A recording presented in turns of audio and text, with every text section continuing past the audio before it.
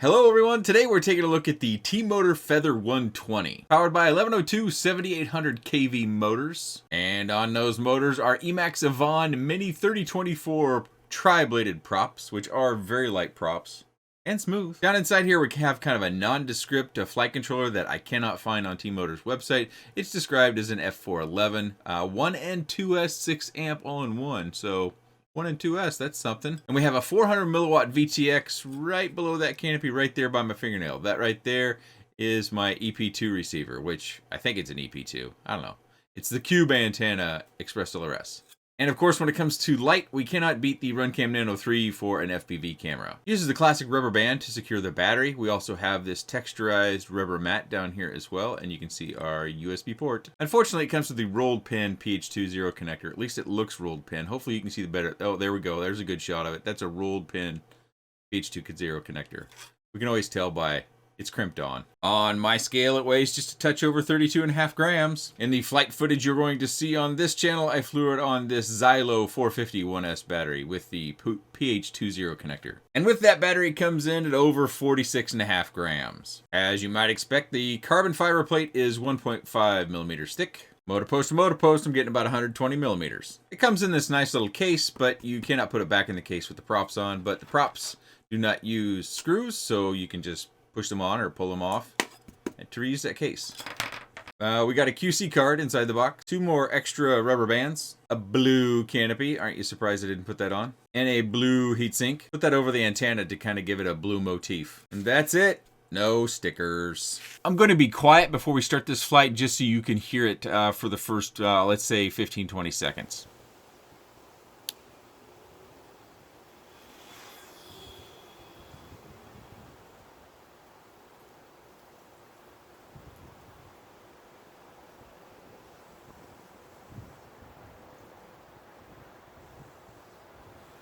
So let's talk about what this is. Well, let's talk about our weather first. So this is a very light quad. It's got very small motors and is running very large props for those motors. And I have a fair bit of wind, 12 to 15 miles an hour with gusts up to 22 miles an hour.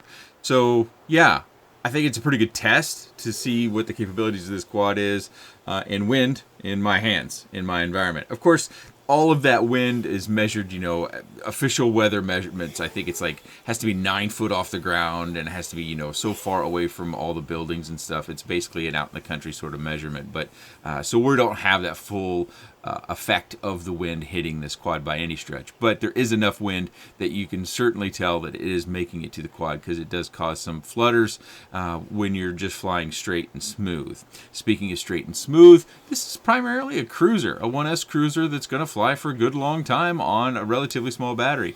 I flew it on a number of different batteries, and my flight tested up to 850 milliamp actually came in lower than the 770s. But of course, it really kind of depends on what you are, what type of flying you're doing. In my flight, that you're going to see is a little bit of a mixed bag. I'm trying to give you a good feel for what the quad does in my environment, in my hands. A couple things to note was out of the box, it did not have a PID tune on it at all. That was my rapid fire syncing there. Those of you that are familiar with rapid fire know that struggle. That sometimes with some cameras or some flights, it just won't sync lock very well, and this happened to be one of them. But I thought this flight demonstrated overall my experience and my thoughts pretty well.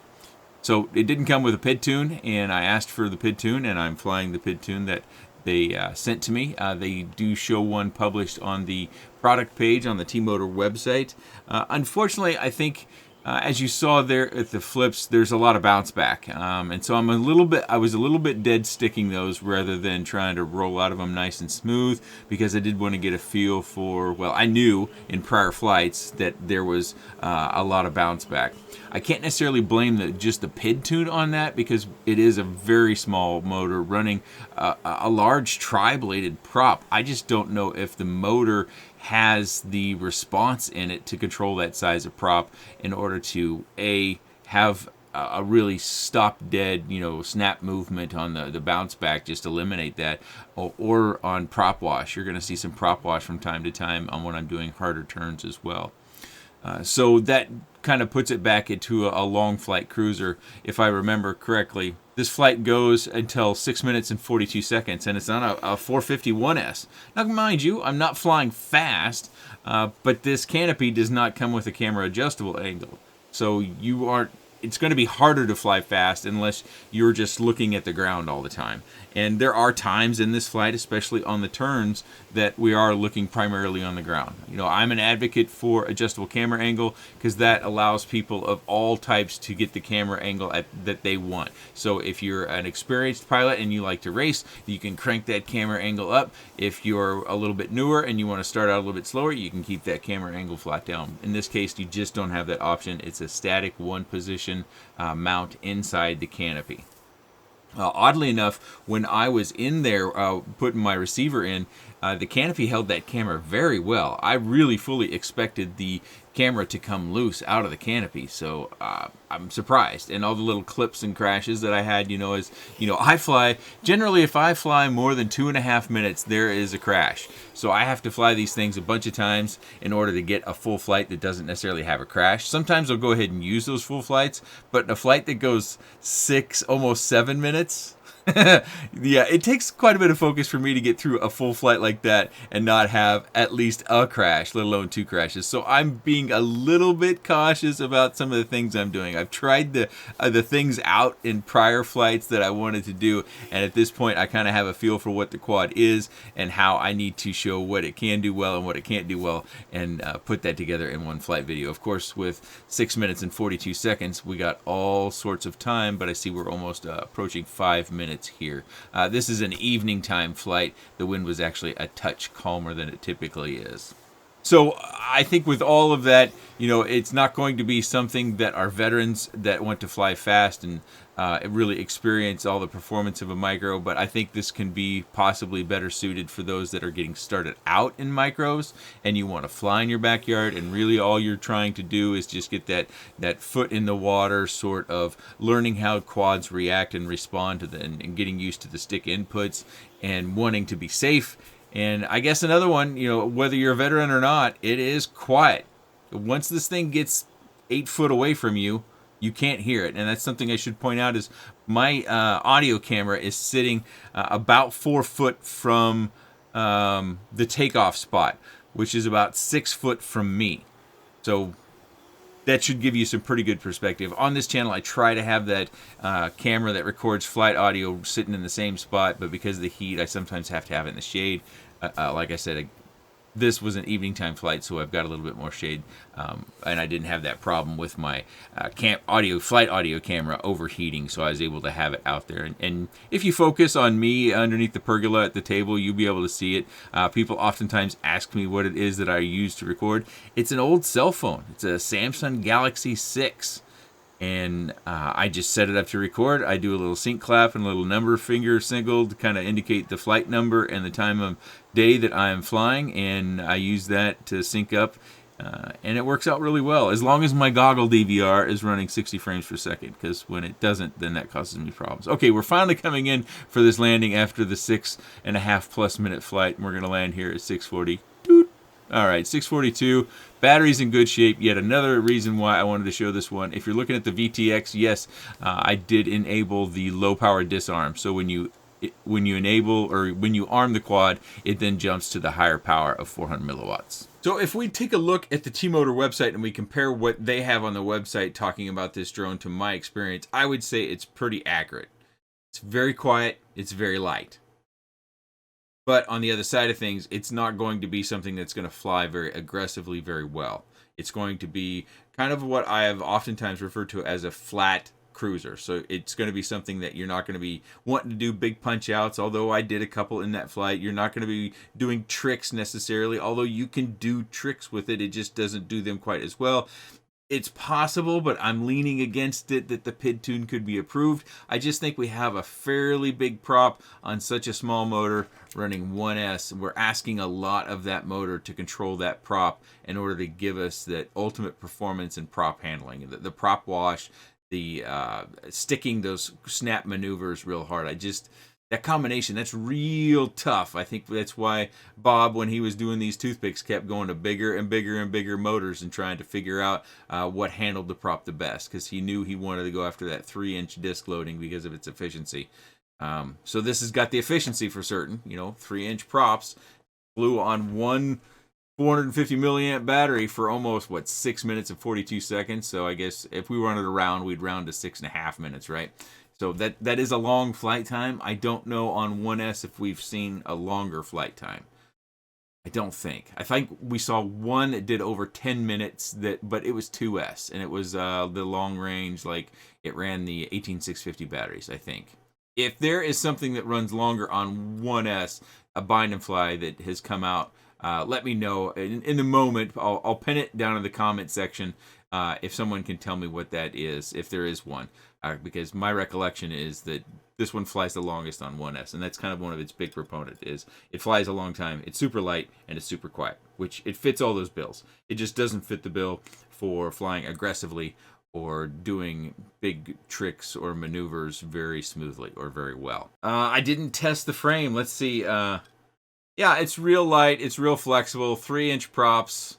1.5 millimeter carbon. It's going to be flexible. Did that cause a problem in flight? I have my doubts about that. I still think that it's just the size of this motor pushing this prop on 1S. It just doesn't have what is necessary to control the prop effectively. And you think about it, prop wash and little tiny changes in these motors and controlling these motors, that requires quite a bit. VTX performance seemed pretty good, although I'd say at 400 milliwatts I've seen better, but not a lot better. This canopy is very tight. If you have a larger receiver, let me get one out. So this is the size of receiver that I put down there. The EP2, basically the cube antennas for the most part, when they're small, they got that cube antenna on there. They come in fairly close to this size.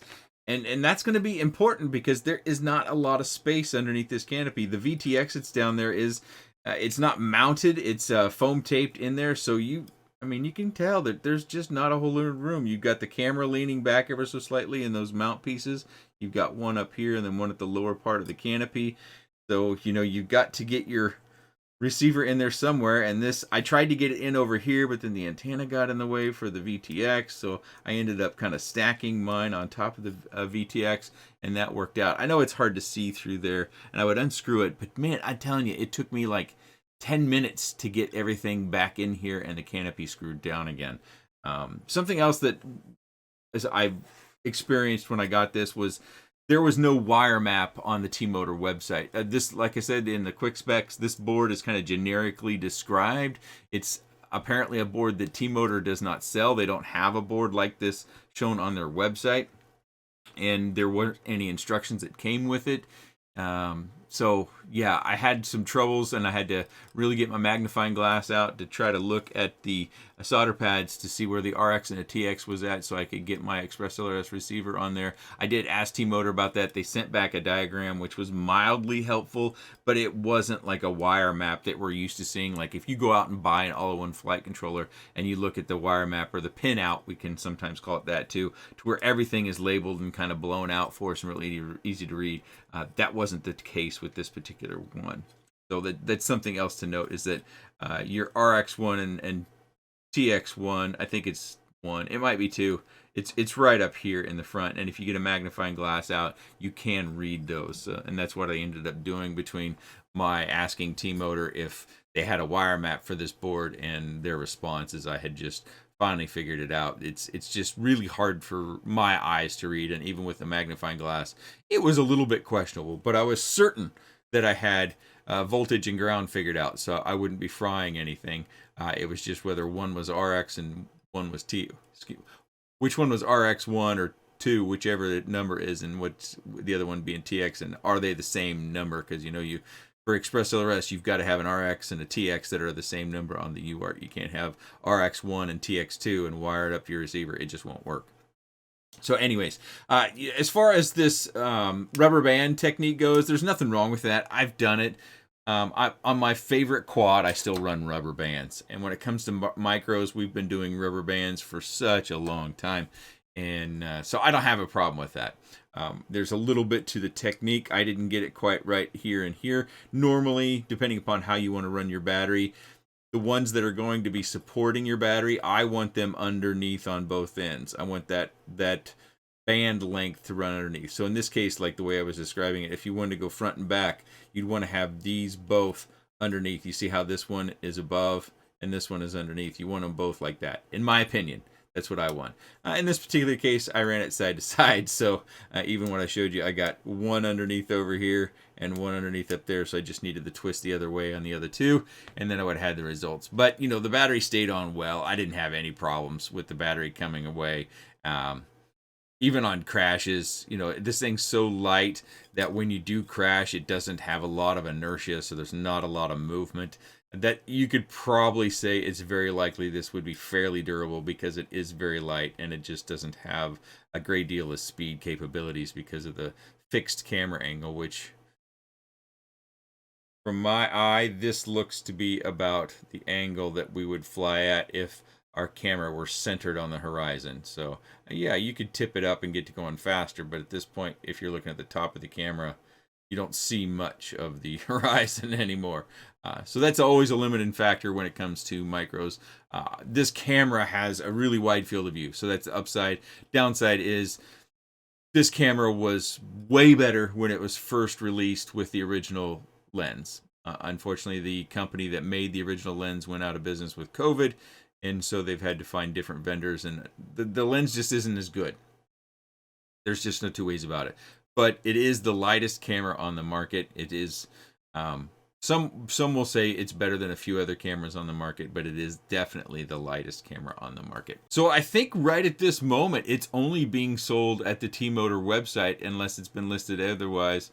I will go out on the internet and do some poking around to see where I might be able to find it. But yeah, I think it's only sold on the T-Motor website. Maybe it's coming to an FPV shop near you, but yeah, right now, the Feather 120 is only on the T-Motor website, and their price at this moment that I'm looking at it is $159.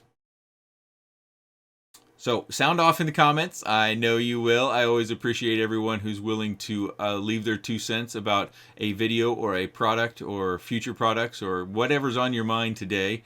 And after hearing about the Feather 120 and its price and its performance, what do you think? If you have any comments, questions, suggestions, or otherwise, please let me know in the comment section below.